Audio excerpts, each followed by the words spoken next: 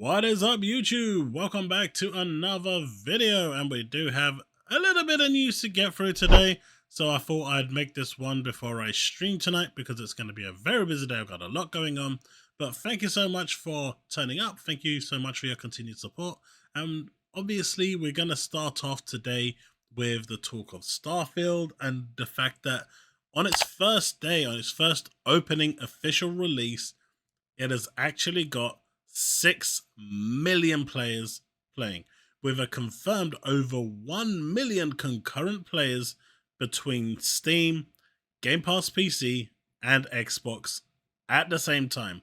Now, for those people that were saying that this game isn't going to do well, isn't going to play well, 6 million players day one, and it's not even the weekend, is going to tell you otherwise. As it says here, as of this morning, Starfield has already surpassed 6 million players, making it the biggest Bethesda game launch of all time. Of course, there's a bunch of people upset about this news and saying that, if it was released on their platform, these numbers would have quadrupled. But we've all seen what's happened with high-profile games coming from that side. But, as I say, the more platforms the games are available on, the more your sales are, but this just proves the effect that Game Pass has, and as well as the effect that this game has had. It was extremely highly anticipated, and honestly, despite the rocky reviews, it could still be up there as a potential Game of the Year candidate. There's too much going good for this game to actually knock it down, as it were. But, and don't forget, 6 million players day one. And as Ryan McCaffrey is saying here, and this is for a new IP, meaning The Elder Scrolls 6, particularly after what will have been seen a 17 or so year wait since Skyrim, aka one of the best-selling games of all time, is sold over 30 million, I think it has over 30 million players now, is going to make these numbers look paltry by comparison. And just forget, if people are going this crazy right now over Starfield, can you imagine when a big franchise like Fallout 5 comes along or Elder Scrolls 6? Hot damn! There's going to be meltdown. But you know what isn't crazy? The fact that I set you a 255 challenge, and you smashed it with just under 700. So today, we're going to have a like challenge of 260. We're going up by another 5. Let's see if we can smash that. We are also 50 subs away, 60 subs away from the elusive 5,000. You guys are absolutely amazing. Thank you so much. If you are enjoying the content, please do consider subscribing. Doesn't cost you anything, but it does really help the channel grow and get exposure, and also helps me with future engagements and opportunities that I can bring to the channel. Right, on with the video.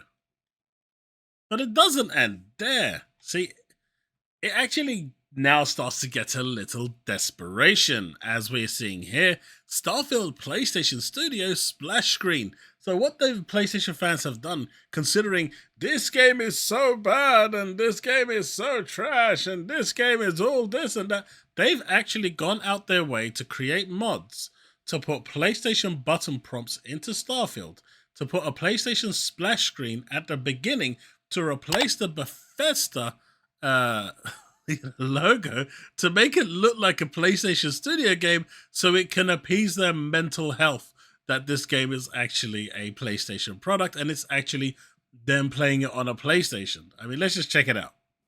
Somebody took the time to mod the startup screen from PlayStation into the intro of Starfield. That's one weird kind of obsession. You don't even have to do it this way. That's so much effort. You could get Game Pass Ultimate and you could play on the cloud with your DualSense controller. We won't tell your friends. If you do like the accessory route, I made you a sticker. And as you can see here, awesome sticker, by the way. It's quite sad, right? Really pathetic. But look, this Game Pass Dad, I'm going to have a link to his channel in the description below. Please go drop him a follow or a comment or something, or even just dropping a like for his video, for his short. At the end of the day, sharing is caring. But yeah, this is pretty sad. But it does seem to get worse. You see, Starfield over here with Blazek, he's so upset that this game isn't coming to PlayStation And I mean, this is a time when Spider-Man plates are all over the place, right? Move over, Spider-Man. All they care about is their custom PlayStation 5 Starfield outlets. And I'll be honest with you, I actually like the way the controller looks. It looks actually pretty damn good. I can see they're all stickers, and I'd probably buy one to put on my PS5 and controller. But damn, the lengths that they're going to try and make this a PlayStation game so they can appease themselves is ridiculous. But we have Ryan McCaffrey here also saying, I'm not sure whether this is adorable or just sad. I mean, God of War is awesome, but I'm not hacking the PC version to put Xbox Game Studio startup screen in it when I launch the game. I mean, it's kind of sad, isn't it? It's kind of sad. I don't even think you can defend this level of sadness, but please let me know if you can. I mean, if it does help you to play the game and does actually, give you that mental satisfaction that you're not playing Xbox so you can experience Starfield, by all means, go mod it to your heart's content with the splash screen and the PlayStation buttons and enjoy the game. Bethesda and Microsoft will appreciate your custom. But, of course, we do have to get to the sad part of the video, because obviously review bombing is going to be a thing with the user score at 4.5 and, all these zeros and ones. I mean, people have even started actually creating accounts. I've seen Peter Ovo's name in one of these, where he hasn't got a Metacritic account, but someone created it in his name just so they could give it a 0. I think it's pretty sad and pathetic. I know it's going to happen with Spider-Man 2. I think, this is the side of console warring I think is pretty sad and pathetic and should not be happening on either side. This is just pretty lame, right? I think we can all agree that this is pretty lame. But we also have it here where they say PlayStation fanboys are now review bombing Starfield so they can say, haha, look at the user score. But they don't really want to go there, do they? Considering they review bombed their own games with The Last of Us Part 2, Gran Turismo, and now they're review bombing Starfield. I think this review bombing shticks need to come to an end and people just need to grow up a little.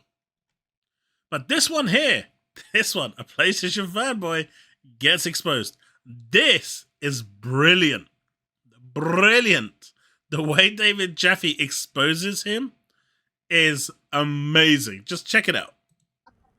I haven't got that yet with Starfield, but I'm not far in it. But I want to say one thing, though. Mm-hmm. The game is, so far, based on word of mouth, reviews, it's a disappointment. Okay. I don't think it's a bad game, but it is a disappointment considering. I mean, how much have you played? Like 3 hours. Okay, and what's disappointing about it to you? To me, it just doesn't get. First of all, I thought the intro was horrendous. I think the writing. What about the intro? What about the intro was horrendous? It just was very lackluster. Like if you compare it to Skyrim, immediately you're fighting a dragon, and then you're sent out into the world to do anything you want. Like literally anything you want. Whereas this is a little bit, like I said, it's a little more shallow. It's a little bit more. It's a little bit almost more like Mass Effect, where it's more story oriented. It's pushing you in a certain direction. He's calling Mass Effect shallow. One of the most critically acclaimed games of all time. Shallow. But anyway, I'll continue. Do you think that was the choices you made? What is her name? Lynn or Lim, the lady who's your boss? Do you think part of it is just the fact that she asked you to burn the bodies and shit, and it should be more of a choice versus she forces you to do it, and it's almost like it's scripted at that point? That's some of it. I mean, that didn't happen at all in the game, so I'm assuming you haven't played it yet, correct? No, I swear to God, I played it, but it's wow. Like when you go to.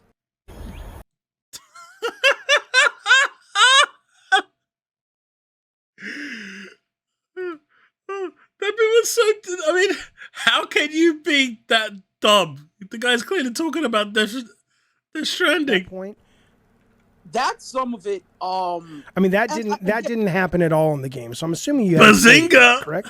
No, I swear to God, I played it. But I swear to God, I played it. I don't know what I'm talking about, and I'm only listening to what people are saying.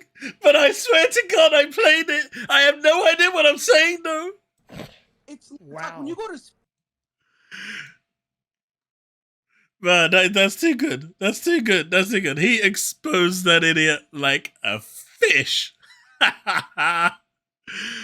This one over here, if you remember in one of my previous videos, I think it might have been the last one or the one before, I actually released I showed a tweet where I think it was called The App was asking for her to be fired because she was playing Starfield and saying how it was unprofessional.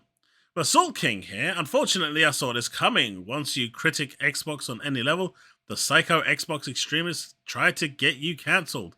This is embarrassing. I mean, it was a PlayStation dude, or dudette, can't tell, it's called The App, that actually attacked her and told her to get fired.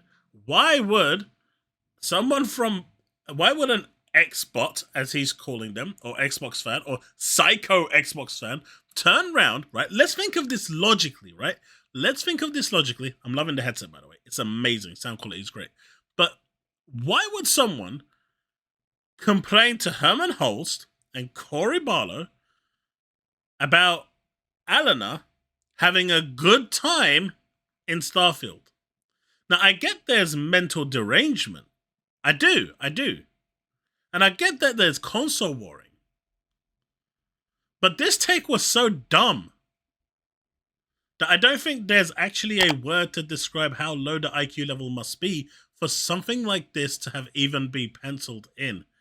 I mean, he's literally put down something that makes no sense, tried to make a W out of a massive L, and instead of calling out the person that actually made that post, tried to turn it, justify it, and blame it on the other one. Saltiest Gaming, I think you actually now lived up to your tag. I think you did. I absolutely do. But Alanah here is here to set the record straight. So let's hear it from her. So, a particularly upstanding citizen of the internet here tweeted this in response to me playing Starfield. They said, Alanah Pearce should be fired for promoting Xbox games on a public platform like this. Extremely unprofessional and demonstrates a lack of loyalty and seriousness to PlayStation, her employer, at Herman Holst, at Cory Barlow. Which, as an aside, Cory and I spent about 10 minutes before a meeting today talking about the stuff we were doing in Starfield and how much we were enjoying it, so good luck with that one. I'm also quite confident that if I DM'd Herman and were like, hey, how are you liking Starfield? He'd be like, it's great! But yes, BethesdaNet shared this with me and my reply was, you don't need to share it with me. Like, never feel like you need to share this with me. I mean, she actually went as far as calling him garbage. I mean, that's perfect, right? Because that's what this sort of a response is. She later goes on in the video talking about how she was playing a game called Tunic that was at the time on Xbox only. It was an Xbox timed exclusive, and it was day one on Game Pass. And how she was enjoying it. And so many PlayStation fans were attacking her and calling her out, asking for her job, and basically being right nasty and disgusting towards her. And it got so bad that Phil Spencer actually DM'd her personally to apologize that the game had done this, and it wasn't any of his, it doesn't sit well with him the way PlayStation fans are attacking someone who works under the PlayStation umbrella. And she's happy where she's working at Santa Monica Studios. She says it multiple times in the video that she's perfectly happy, but people are allowed to enjoy games. And one thing that she makes perfectly clear, which, is true, despite all the console wars that is out there, when it comes to the developers, they couldn't give two shits. Honestly, they just want to make the game, let people enjoy the game, and have a good time. They don't get involved in any of that. But the fact that Phil Spencer had to reach out and apologize that an indie game Tunic on Xbox Series X was riling and triggering PlayStation fans to the point where they felt the need to attack Alanah is crazy. And, you know, it just seems pathetic that people like this are doing it. And you see, like, Phil Spencer playing Mario or playing another PlayStation game. You don't see Xbox fans going after him. All you do is seeing those salty PlayStation fans turning around and saying, look, Phil isn't even playing your games. He's playing Mario. He can't be. It's always coming from the one camp. I think the insecurities that they have is really starting to get to them. It's kind of worrying. But to end the video, since we are talking about Nintendo, which is a lovely segue to get into this, Video Games Chronicles reporting that Matrix Awakens Unreal Engine 5 demo was running on the Switch 2 target specs hardware. That's pretty impressive. We also know that it's going to be using an NVIDIA chipset because it's going to be targeting DLSS in terms of all of its games. At least that's what the rumors are. This is pretty damn big. And if it is going for that level of hardware on a portable, this could actually be really big for Nintendo. I'm really excited to see where this is actually going.